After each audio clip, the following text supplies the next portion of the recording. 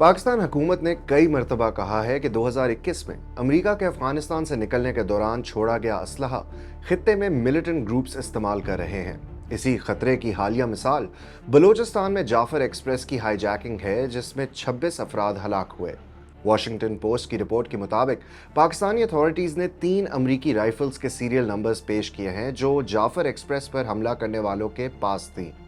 ये राइफल्स वही अमरीकी हथियार हैं जो माजी में अफगानिस्तान की सिक्योरिटी फोर्सेस को दिए गए थे।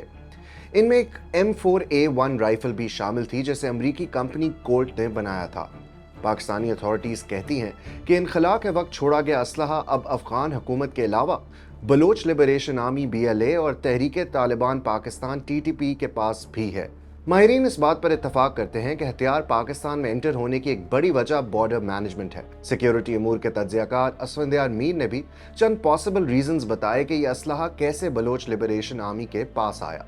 अफगान सिक्योरिटी फोर्सेस अपने हथियार और असलहा डिपो जल्दबाजी में पीछे छोड़ गए होंगे, या फिर उन्होंने जानबूझकर अस्करियत पसंदों को इन हथियारों तक रसाई दे दी होगी।